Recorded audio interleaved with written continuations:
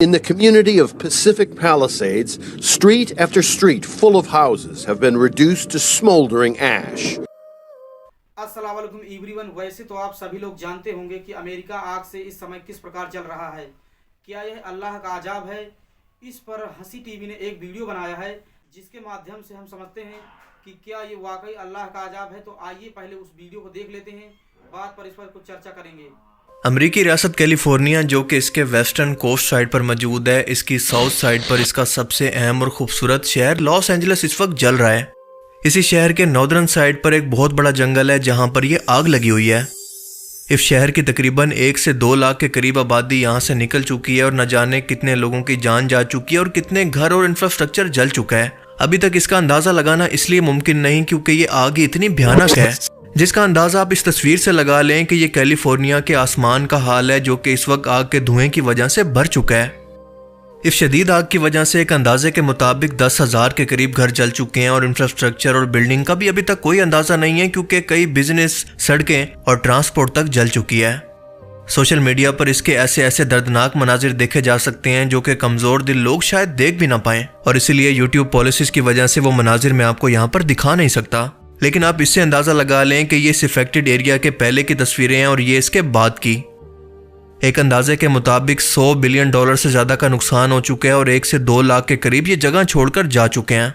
Los Angeles शहर Hollywood भी कहलाता है जहां पर दुनिया की अमीर तरीन सेलिब्रिटीज, खसूसन हॉलीवुड सेलिब्रिटीज के समंदर के किनारे बंगले मौजूद हैं क्योंकि ये शहर समंदर के किनारे आबाद होने की वजह से इंतहाई खूबसूरत और महंगा तरीन शहर माना जाता है। अब बहुत से लोग इस कुदरती आफत को गजा के अंदर जारी इसराइली जुल्म का साथ देने की सजा भी बता रहे हैं, खास तौर पर वो सेलिब्रिटीज जिन्होंने सोशल मीडिया पर अपनी सपोर्ट इसराइल के हक में दिखाई और इनमें से कई मशहूर सेलिब्रिटीज के घर भी इस आग के अंदर जल चुके हैं। खैर, इस पर तो हम वीडियो के अंदर आगे जाकर बात करेंगे, लेकिन पहले ये जान लेते हैं कि इस भयानक जंगली आग की वजह क्या बनी और इसके बाद क्या होने वाला है। लॉस एंजलिस की इस वाइल्ड फायर की वजह समझने से पहले इस इलाके की ज्योग्राफी को समझना इंतहाई जरूरी है। जैसा कि मैं पहले बता चुका हूं कि कैलिफोर्निया अमेरिका के वेस्टर्न कोस्ट साइड पर पैसिफिक ओशन के साथ मौजूद है और यहाँ पर कैलिफोर्निया शहर के पास मौजूद जंगलों के अंदर एक जगह पर नहीं बल्कि कई जगहों पर ही आग लगी है। सबसे ज्यादा आग 3 जगहों पर लगी है जो कि आप मैप के अंदर भी देख सकते हैं और यही आग आहिस्ता आहिस्ता हवा की बेतहाशा स्पीड की वजह से फैलती जा रही है जो कि नाकाबिले यकीन 120 किलोमीटर पर घंटा की स्पीड तक भी पहुंच जाती है और ये अमेरिका की 100 साल तारीख की सबसे तेज तरीन हवाएं हैं। Meteorologists say this area is not seen in a century. Winds up to 120 kilometers per hour. एक इलाके का नाम है हस्ट, दूसरे का नाम है ईटॉन और तीसरे का नाम है पैलिसेड्स। अब मैप को गौर से देखें कि इसकी सबसे बड़ी आग यानी पैलिसेड्स कैलिफोर्निया शहर के वेस्टर्न साइड पर मौजूद है जो कि अब तक 3000 एकड़ रकबे को जला चुकी है। ईस्ट साइड पर ईटॉन फायर मौजूद है जो कि 2500 एकड़ रकबे को, जबकि नॉर्दर्न साइड पर हस्ट फायर जो कि 500 एकड़ रकबे से ज्यादा को जला चुकी है। और इन तीनों के अलावा भी कई इलाकों पर बहुत बड़ी आग लगी है जिसका डाटा इस वक्त तक हमारे सामने नहीं आ सकता जब तक कि इस आग को काबू ना कर लिया जाए। वुडली फायर, ओलिवस फायर और बेरली हिल्स जहां पर दुनिया के अमीर तरीन और मशहूर तरीन लोगों के घर मौजूद हैं। मशहूर भारतीय एक्टर शाहरुख खान का बंगला भी यहाँ पर मौजूद है। हॉलीवुड भी इसी जगह पर है। ये खास इलाका मैलिबू कहलाता है जो कि बीच के किनारे पर मौजूद है। अमेरिका में इस आफत की वजह से इमरजेंसी नाफिज कर दी गई है और अभी तक गवर्नमेंट की तरफ से यह नहीं बताया गया कि यह आग दरअसल लगी कैसे। आपके लिए यह जानना इंतहाई जरूरी है कि इस इलाके के अंदर यह फायर कोई पहली दफा नहीं लगी, ये पहले भी लगती रहती है और रिकॉर्ड के मुताबिक इसकी 2 अहम तरीन वजूहात होती हैं। 85% ये किसी इंसान की गलती से शुरू होती है, जहां पर मिसाल के तौर पर गलती से कोई चिंगारी जला दी गई या फिर कोई एक्सीडेंट हो गया जिससे आग लग गई और हवा की स्पीड की वजह से ये फैलते फैलते एक बड़े हिस्से तक पहुंच जाती है।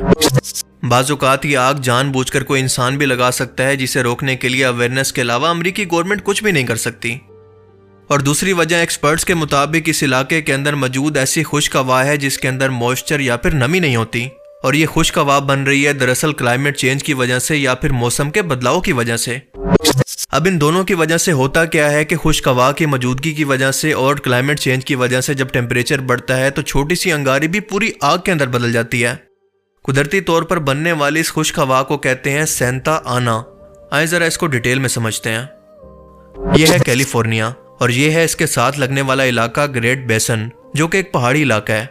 इस ग्रेट बेसन के एक तरफ तो बड़े पहाड़ यहाँ पर इस तरफ से मौजूद हैं, तो दूसरी साइड से इसका पहाड़ी सिलसिला कैलिफोर्निया शहर की तरफ मौजूद है, जिसको कहते हैं सेरा नवाडा रेंज। अब होता यह है कि हवा जब इन दो पहाड़ी सिलसिलों के बीच में से गुजरती है तो इसका प्रेशर बढ़ जाता है, और आप सभी लोग जानते हैं कि हवा हमेशा ज्यादा प्रेशर से कम की तरफ जाती है, और इसीलिए ये हवा यहाँ से निकलकर कैलिफोर्निया शहर की तरफ बढ़ती है जहाँ पर हवा का प्रेशर कम है, और इसी हवा को हम कहते हैं सेंटा आना, जो कि बहुत ही खुश्क होती है। जब ये हवा कैलिफोर्निया की तरफ आती है तो इसके अंदर नमी नहीं होती और 20% से भी कम नमी रखती है।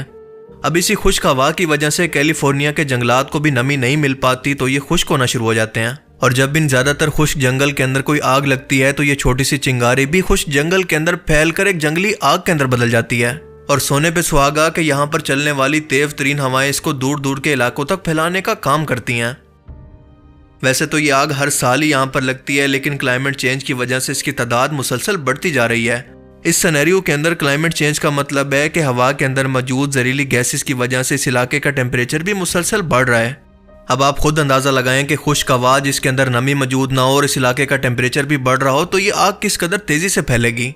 और यही वजह है कि पिछले 10 सालों के अंदर ये आग ज्यादा तेजी से और बहुत बड़े रकबे पर कई बार लग चुकी है, जिसके अंदर कई वाइल्ड लाइफ जानवर बिला वजह इंसानों की गलतियों की वजह से मर रहे हैं। अब देखा जाए तो ये आग खुद इंसानों की गलती का नतीजा है, और अगर इसको रोकना है तो तमाम इंसानों की तमाम एक्टिविटीज को इस जंगली इलाके के अंदर महदूद करना पड़ेगा। ग्लोबल वार्मिंग के बारे में ज्यादा सीरियस होकर काम करना पड़ेगा। ये दोनों चीजें वो हैं जो कि खुद इंसानों के इख्तियार में है, इसके अलावा इनको रोकने का कोई तीसरा तरीका नहीं। अब सोशल मीडिया पर बहुत से लोग इसको अमेरिका पर अल्लाह का अजाब बता रहे हैं कि गजा के मुसलमानों के खिलाफ जाकर इसराइल का साथ देने की वजह से ये इन लोगों पर कुदरत का कहर है। पहली बात तो यह है कि यह आग कोई पहली दफा नहीं लगी, बल्कि कई दहाइयों से ऐसे ही लगती आ रही है।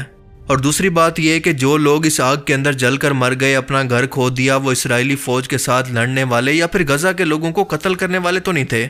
आप ये कह सकते हैं कि ये इनकी हुकूमत की पॉलिसी थी जिनके अंदर इनका कोई कसूर नहीं था। और आप जानते हैं कि हुकूमती नुमाइंदे अपने मफाद की खातिर कोई फैसला करते हैं, घर घर जाकर एक एक शख्स से राय नहीं लेते कि आप इसके बारे में क्या सोचते हैं, आप हमारे लिए गए स्टेप की हिमायत करते हैं या फिर नहीं। अब यह भी तो मुमकिन है कि यहाँ पर रहने वाला कोई भी शख्स इस जुल्म की हिमायत ना भी करता हो, तो उसका क्या कसूर है? इस इलाके के अंदर कई मुसलमान भी तो होंगे। और तीसरी बात कि हम मुसलमानों की एक आदत ही बनती जा रही है कि हम अपनी नाकामियों और कमजोरियों को दूसरों पर डालकर खुद को तसल्ली देते हैं। आप मुझे बताएं कि क्या जंग के अंदर सहाबा कराम का रवैया ये होता था कि दुश्मन से बराबर जाकर लड़ने की बजाय वो मैदान जंग के अंदर बैठकर इनके लिए बद्दुआ करते? हम जानते हैं कि ऐसा नहीं होता। आज अगर हम मुसलमानों के अंदर इत्तेहाद नहीं है, हमने खुद को दुश्मन के मुकाबले में बराबर टेक्नोलॉजी और असले से तैयार नहीं किया, तो इसके अंदर हमारा खुद का कसूर है। हम ये जंग हारेंगे ही हारेंगे जब तक के मैदान जंग के अंदर खड़े होकर वही असला इस्तेमाल न करें जो कि हमारा दुश्मन इस्तेमाल कर रहा है। लेट्स सपोज कि अगर ये लॉजिक मान ली जाए कि ये अमेरिका पर अल्लाह का अजाब भी है, तो सवाल पैदा होता है कि मक्का में आने वाली तूफानी बारिशों को आप क्या कहेंगे कि क्या ये यहूदी कौम के खुदा की तरफ से मुसलमानों पर अजाब है? इस तरह की एनालॉजी तो वो भी बना सकते हैं। ये सब बचगाना बातें हैं, क्योंकि दुनिया को अल्लाह ने एक सिस्टम से, कानून के साथ जोड़ा है। हम बस बैठकर इंतजार करते हैं कि हमारे दुश्मन पर कोई कुदरती आफत आए और हम इसे अल्लाह की तरफ से अजाब कहकर अपनी तमाम नाकामियां इस पर डालकर दिल को तसल्ली दें।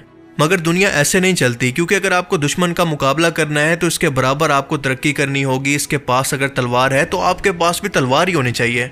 अगर दुश्मन के पास टैंक है तो आपके पास भी होना चाहिए। और ऐसा नहीं हो सकता कि दुश्मन के पास तो टैंक हो लेकिन आप तलवार लेकर इसके सामने खड़े हो जाएं कि इस पर अल्लाह का अजाब आएगा। और बिल्कुल इसी तरह से जो इंसान असबाब को इख्तियार नहीं करेगा, अल्लाह ताला ने उसकी मदद का कोई वादा नहीं किया। लिहाजा अपनी गलतियां मानकर इनसे सीखकर खुद की इस्लाह करने की बजाय हमारी नाकामियों का मलबा कुदरती आफत पर डाल देना बहुत बड़ी बेवकूफ़ी है। क्योंकि जब तक हम अपनी गलतियों को मानेंगे नहीं, भला इसकी इस्लाह करने की कोशिश ही क्यों करेंगे? और दूसरी तरफ ये भी सच है कि जी हाँ, ये इन सेलिब्रिटीज़ के लिए वाकई एक वार्निंग और अजाब है जिन्होंने इस जुल्म को सपोर्ट किया था। और इन चंद मखसूस लोगों को अपना घर जलने के बाद एहसास होगा कि अपना घर खो देना कैसा होता है, जैसा कि गजा के लोगों ने खो दिया। आई होप कि मैं अपनी बात को समझा पाया हूँ। आई होप आप लोगों ने इस वीडियो को पूरा देखा होगा। वैसे तो आप सभी लोग जानते ही हैं कि अमेरिका ने किस प्रकार इजराइल की मदद की और इजराइल ने किस प्रकार गाजा को नस्त नाबूद किया। इसको हम किसी भी प्रकार से जस्टिफाई नहीं कर सकते हैं और पूरे दुनिया की आवाम को इस पर कंडेम करना चाहिए और इख्तलाफ करना चाहिए कि अमेरिका ने ये चीज़ गलती की। लेकिन हम यह भी नहीं कह सकते कि ये अल्लाह का अजाब है। तो अगर आपको वीडियो पसंद आया हो तो इस वीडियो को लाइक करके चैनल को सब्सक्राइब जरूर करिए। तब तक के लिए अपना ख्याल रखिए, मिलते हैं नेक्स्ट वीडियो में।